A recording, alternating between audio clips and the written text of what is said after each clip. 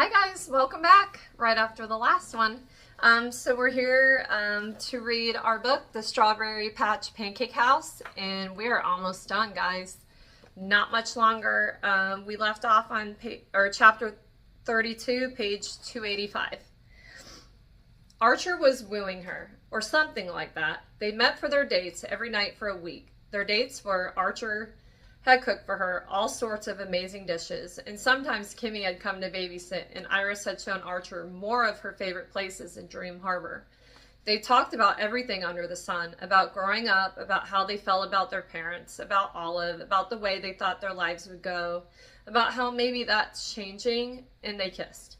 God, how they kissed. Slow and sweet and delicious. Those kisses made Iris weak. They made her unable to think, and her knees feel like jelly. And it was really freaking nice. She was having a hard time remembering why she was worried about this whole situation in the first place. What could possibly be a bad idea about letting an insanely talented chef cook for you and then letting him kiss you until you forget your own name?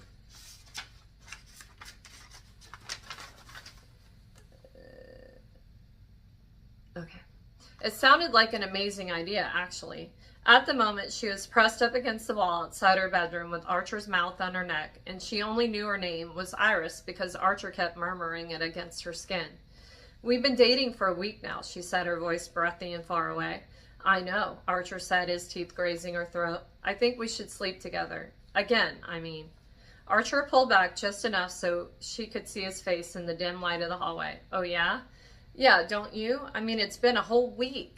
He chuckled at the way she emphasized week, like it had been an eternity, but with the way he was kissing her, it felt like it had been a century since they'd had sex. She wasn't sure how much more she could take. "If we have sex again, are you going to freak out and tell me it's all just physical between us?" he asked, brushing the tip of his nose along her cheek until his mouth was on hers again, coaxing little sighs from her lips. "I don't think I can claim that anymore," she said, and felt his lips tip into a smile. How could she possibly claim it was just physical when she very clearly liked this man? She still wasn't really sure how it had happened. Somewhere in between the pancakes and the pasta, and the kissing and the talking, she'd maybe fallen in love with him. The thought sent a dizzy thrill through her body. This had never happened to her before. "Good," he said, "because I can't pretend I'm okay with that anymore."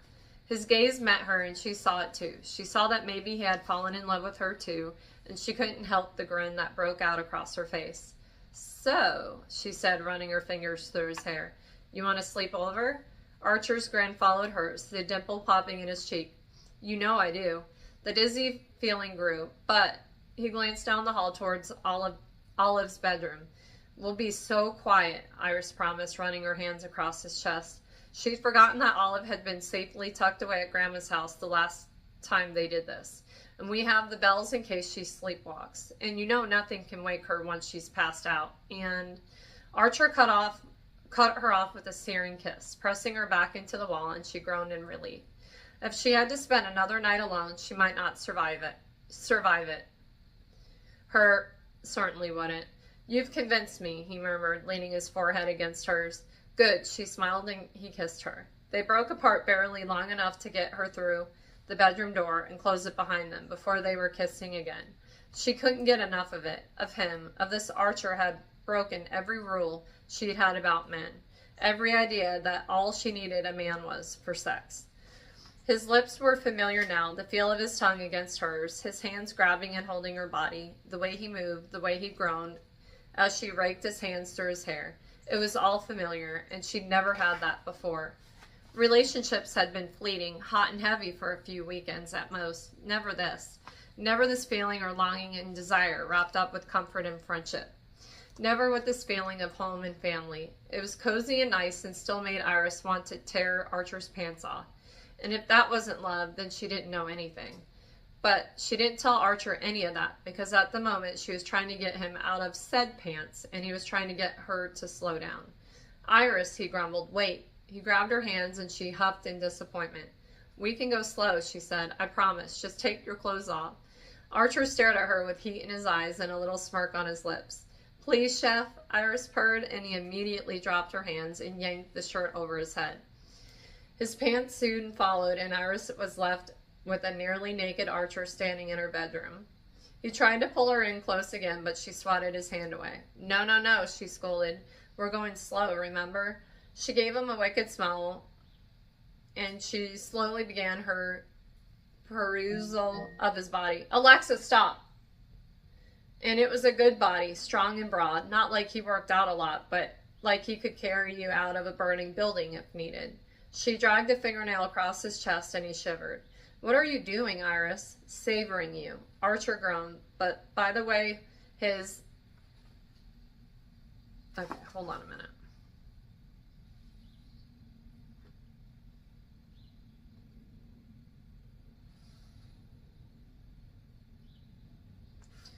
Okay, 289.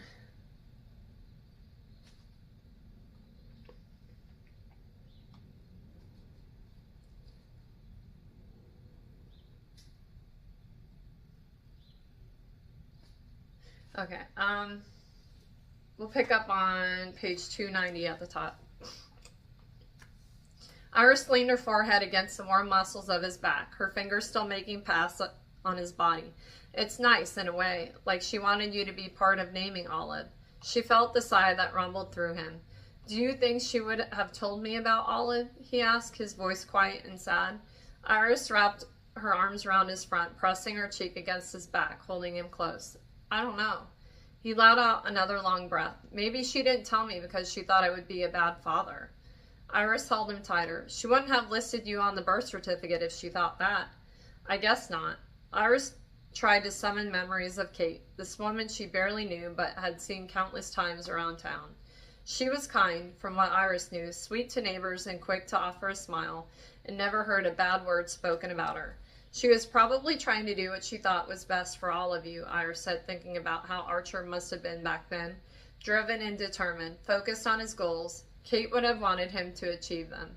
I wish she'd told me. I wish, another shuddering sigh, I wish I hadn't missed so much. Iris ran her hands over the broad planes of his chest. I know. They were quiet for a while, Iris finding his heart and leaving her hand over its reassuring beat. Just because Kate thought she was making the right choice, it doesn't mean she was making the right choice. You're a good dad, Archer, and a good chef. He lifted her hand and pressed a kiss to her palm, whispering his thanks. Thank God you didn't have a spatula tattoo, she said, shifting back to teasing, wanting to ease Archer away from his sadness. That'd be a much weirder name. He let out a surprised laugh as she turned and pulled her close again. Or a whisk, he said, eliciting more giggles from her. Although Knives would have been an awesome name, Iris added. I'll keep that in mind for the next one, he murmured as he kissed down her neck. The next one? The next child he planned on having with... Who exactly? Her? Iris Lynn Fraser? Did Archer just ask her to carry his baby and give it a totally amazing and badass name like Knives? Did she want that now? Did letting Olive sneak into her life open her up to the idea of having offspring of her own one day? Was it possible for a uterus to do a somersault? Because that might have been what Iris's was doing, although whether it was an excitement or terror was still unclear. But now was not the time to untangle that mess of emotions. Instead, she let Archer's body and mouth and hands distract her as he peeled off her clothes, leaving them both bare in the middle of her room. I haven't been in here since you moved in, he said, backing her up to the bed, erasing her thoughts of kids and babies and motherhood. It looks nice. She hadn't done much, added the comforter in varying shades of purple that Bex got her last year for Christmas to the bed, a new framed prints from local artists on the walls, and the bedside lamp she found at one of the Dream Harbor garage sales to her dresser. All the usual bedroom stuff, but all that was in the periphery right now because Archer was leaning over her, pressing her into the mattress with his weight, his mouth on hers, his biceps bracketing her face. I'm in love with you, Iris, he said, in between kisses, like it was normal, like they said it to each other every day, like it didn't suck the air from her lungs and to hear it out loud. I know it's fast, and I know it's maybe not what you wanted, but I do. I love you. I love every damn thing about you. He kissed her and burned the words into her skin with every kiss and bite and lick. At first it was just physical. You were so damn hot. I should have never hired you, Iris. I knew it was going to be a problem from day freaking one when you showed up in that flimsy tank top. He moved down her body, kissing and talking, but then Then it was just you. It was you when you were happy and playful, and you when you were worried, and you when you were scared, and when you needed me, and when you didn't, and when you play with Olive, and when you kissed me, and it's just all of it, Iris. She still hadn't said a word, and the way he looked up at her, she thought maybe she was already breaking his heart. You don't have to say it back, he said, his head resting on her stomach. You don't have to feel it. This has never happened to me before, and I wanted to say it. She ran her fingers through the soft waves of his hair, still not able to speak, but wanting him to know she was there. He shifted again and took her in his... Okay. And finally, all her failings for this man collided. The fun and the fear and the comfort and the lust and the friendship. And it was scary, but it was perfect. I love you too, she whispered. His gaze shifted to hers, even if he kept her between his lips. He licked her once more before letting go. You do? I'm pretty sure. He sighed against her damp skin and she shivered. I'll take it. He moved his way back up her body and she... Okay.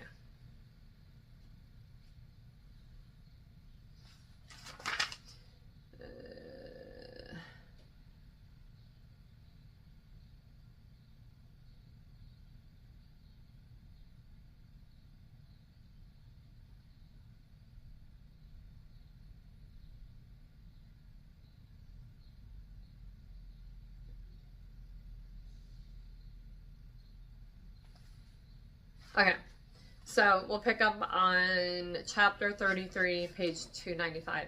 Iris, what? Iris opened one eye to find Olive's face frighteningly close to hers. It's Strawberry Day. Iris groaned. Strawberry Day, Dream Harbor's latest festival. How could she have forgotten? The town had been abuzz with strawberry-themed preparations for weeks. Every business on Main Street was draped with strawberry bunting and displayed strawberry festival signs in their windows. Resisting an eye roll, Iris sighed. This town really did go over the top for any seasonal festival. Iris! Small hand shook Iris's shoulder. Iris, you said you would come with me and Dad, remember? You said, Iris, remember? Iris reached out from her covers and put a hand over Olive's face. Where's the snooze button? Olive giggled. Liv? Archer peeked his head around the corner. Iris burrowed further under her blankets. I told you to leave Iris alone. This is her day off. Sorry, Iris. Iris pulled down her covers to find both father and daughter staring at her, Archer with concern and Olive with unrestrained impatience. But she said she would come to the Strawberry Festival with us. Unfortunately, that was true, but that was also weeks ago.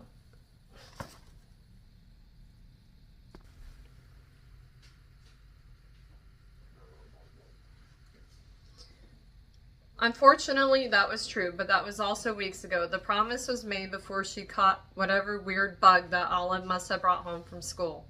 The little carrier had been fine all week, but Iris had been exhausted and queasy. She rubbed her face and sat up slowly, letting the wave of nausea pass. She's right. I did say I would come. Yay! Olive clapped her hands and did a happy dance around Iris's room. Archer scooped her up in his arms and she squealed. Okay, well, let's at least let Iris get ready in peace. But the strawberries! They'll be there all day, I promise. Archer deposited Olive in the hallway and then peeked back into Iris's room. You okay? I can take Olive alone if you'd rather stay here. She'd much rather stay here, but she'd promised, and with her new tender feelings toward this damn man and his damn kid, she didn't want to let them down.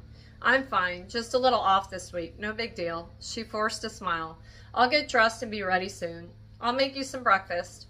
Iris couldn't help her real smile. This man's need to feed her was one of her favorite things about him. Okay. Eggs and bacon? Except at the moment, food was tricky. Iris's stomach turned.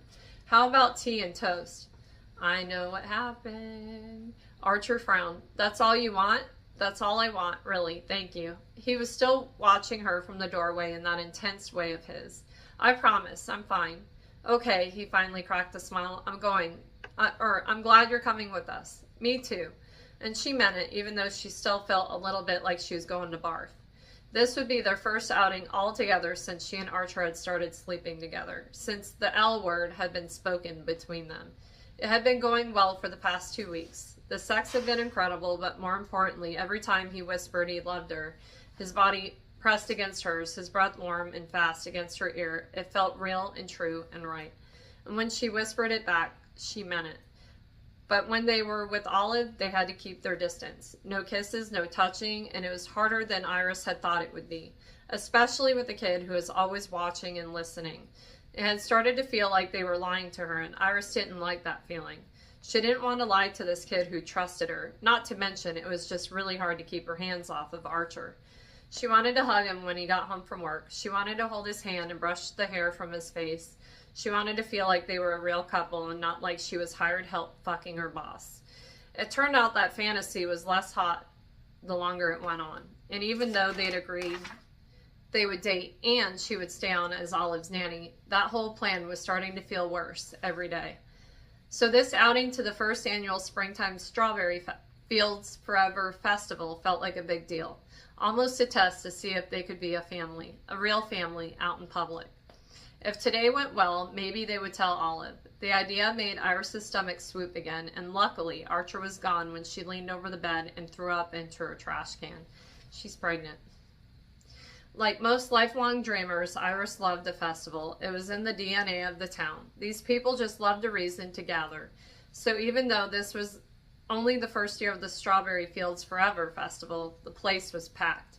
Logan Anders was hosting this event at his farm, and his fields were filled with craft vendors, snack stands, and more strawberry-flavored treats than Iris knew existed. Olive was vibrating with excitement beside her, and Iris had to admit that now she was out in the fresh air with a nice layer of plain toast in her belly, she was feeling much better. The air was warm and the sun was shining. It was the perfect June day. Everything felt new and fresh and hopeful. Iris had her eyes closed and face tipped toward the sun like a thirsty flower, when Olive's shriek cut through her peaceful springtime thoughts. "Baby animals!" the little girl squealed. "Iris, baby animals!" Iris looked down at where Olive was tugging on her hand, and her heart surged with affection. Her little rain boot-clad feet were squished down in the mud, and she was already wearing the new strawberry hair clips that Archer had bought her at Bernadette's craft stand, and she looked so damn cute. She stared up at Iris with anticipation in her large brown eyes. "Can we go see them?" "Of course, let's go." Olive started tugging Iris along to the pen with the animals. "Dad, come on," she called to Archer, who'd been buying them a giant strawberry lemonade from Jenny's stand to share. "I'll catch up with you, but don't try and sneak any baby bunnies in your pockets." Olive laughed, but Iris made a note to check her overall pockets before they moved on to the next attraction. Iris did not trust Olive not to try and smuggle out a bunny. She caught her a few days ago with carrots in a shoebox in the backyard, attempting to rig up some sort of trap. They made their way across the field, avoiding mud puddles and ruts in the grass to get to the animal pens. Dozens of kids swarmed around the fences to get a better look at the baby goats and piglets. Iris spotted a few familiar faces in the crowd. "Look, Olive, Ivy and Cece are here." She pointed to where the girls were giggling over a pair of baby goats nibbling on the wire fence. Olive ran to meet them, shouting about her new strawberry hair clips and her love of baby goats the whole way. By the time Iris caught up to her, all three girls were jumping up and down together, with the slightly frazzled Hazel and Noah looking on. "It's possible we've given them too many strawberry-themed sweets already," Hazel said. "Nah," Noah said with a grin. "They're just having fun." Iris gave him a bemused smile, still too out of breath from her near jog across the field to contribute much else. "Uncle Noah," Cece tugged on Noah's arm, "can we have more quarters for the goat food?" "You girls wiped me out," he said, reaching into his pockets and coming out empty-handed. "Olive, ask your mom if she has any," Ivy whispered to Olive. Iris watched in horror as Olive's face transformed from joy to sadness in the blink of an eye. "She's not my mom," Olive said, and Iris's heart splintered. "Oh," Ivy squinted up at Iris in confusion. "Your aunt?" "No, she's just my nanny." "Just my nanny. Okay." Olive continued with zero regard for how this little conversation was tearing Iris apart and really bumming out Olive. "Then ask your nanny if she has any quarters." "Shit, she definitely didn't have quarters. Who carried around pockets full of quarters? Did moms do that?" "Sorry, kid, I didn't bring any." The disappointment written across Olive's face cut Iris to the core. This was exactly what she was afraid of. This little girl wanted so much from her, and she was bound to disappoint her. "I've got some more," Hazel said, shaking her small purse until quarters rained down and the girl shrieked with joy. "Thank God." Iris blew out a sigh of relief. Thanks, Hazel. No problem. We made the mistake of taking them to the zoo without quarters once, and it was a complete nightmare. Noah slung his arm over Hazel's shoulder. I do appreciate you letting the girls stay over with us. Hazel smiled up at him. Of course, they're little nightmares, but I love them.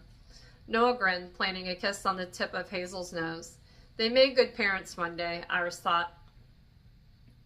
Fun and loving. Iris could picture how their house would be filled with books and dance parties, and a dad that would do anything for his kids, and a mom who would adore them.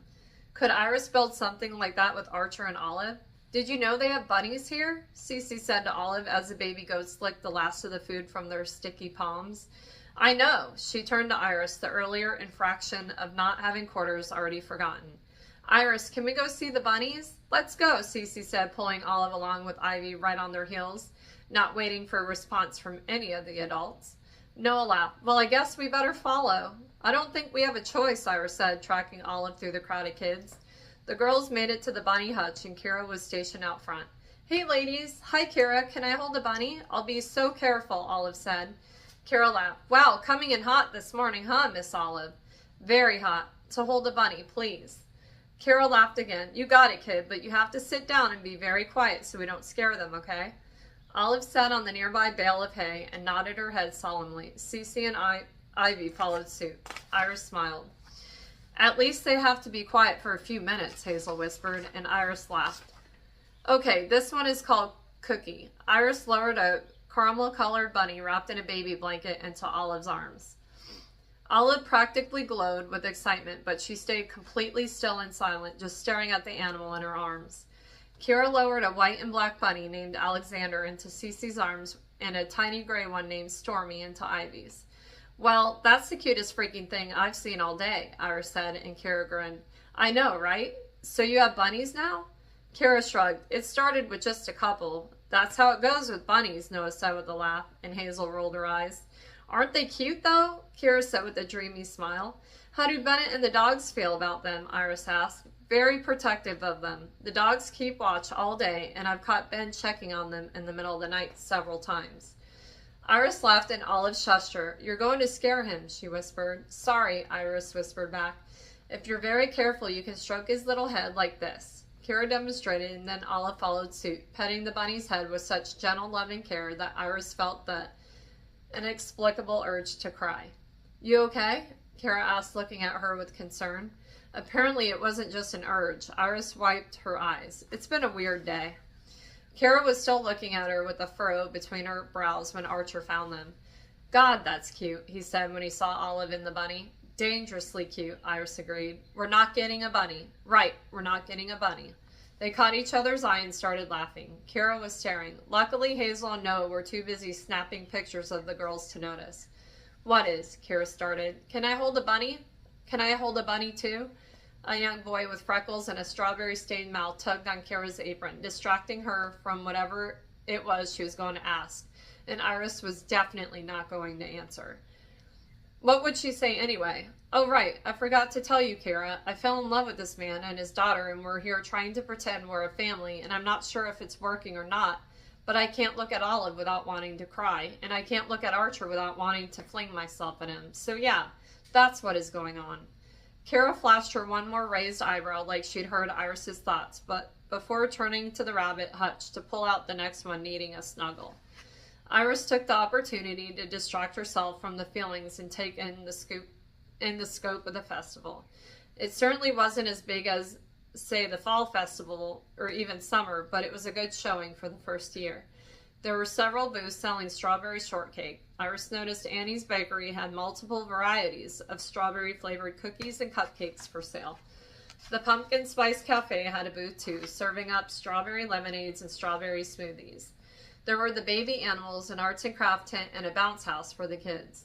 And more craft vendors than Iris could count. Not bad at all for year one. She even spotted Logan giving tractor rides, an activity usually reserved for the fall. Jenny must have talked him into that. So how do we get her away from the bunnies? Archer asked after they'd been standing around sipping lemonade and watching Olive snuggle Cookie for far too long. Cece and Ivy had gotten bored and convinced Noah and Hazel to take them to the bounce house, but Olive hadn't wanted to give up her bunny yet. I saw something about a puppet show starting around noon. Maybe we can lure her away with that.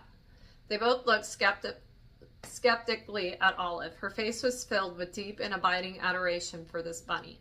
They were so screwed. Archer leaned into her, his shoulder warm and solid against hers. You sure you're okay? He asked. Iris let herself press against him, just a little. Yep. His hand brushed against hers, his pinky hooking around hers. A secret touch just between them.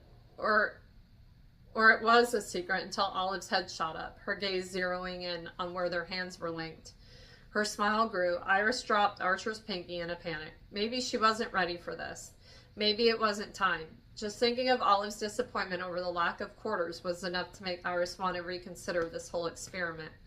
How disappointed would she be if she thought Iris was going to be her new mom and then it didn't work out? Kira, Olive called. I'm done with my bunny. She passed Cookie back to Kira and scampered over to Iris and Archer, looking at their hands, frowning in disappointment to see if they were separate again. What's next? Archer asked her, and Iris knew he was trying to avoid the inevitable. Dad, were you holding Iris's hand? Archer raked a hand through his hair. I was just making sure she didn't get lost. Olive's nose crinkled. You were? Yep, it's crowded today. We have to stick together. He grabbed Olive under her arms and lifted her up onto his shoulders. She squealed in delight on her way up. Her boots, Iris said, watching in dismay as Olive's muddy boots got dirt all over Archer's shirt. But when she looked up, Olive and Archer were grinning at her with matching dimples, and the boots didn't matter. The shirt didn't matter. Her own doubts didn't matter. Maybe it was time. Maybe she was ready for this. Dad, hold Iris's hand again so she doesn't get lost, Olive instructed. He looked at her, the question clear on his face, so Iris nodded and grabbed his hand, and they marched off to the puppet show, together as a family. So now we're going to leave off on chapter 34, page 307. I bet she's pregnant. I mean, she's sick. It's been 2 weeks. I mean, I don't know. I just have a feeling. But anyway, we shall find out soon. Mom, are you pregnant? That's my daughter. I'm not pregnant. I'm having a hysterectomy on Wednesday. Okay, but anyway, guys, let me know how you like the book, and I will see you guys soon. Bye.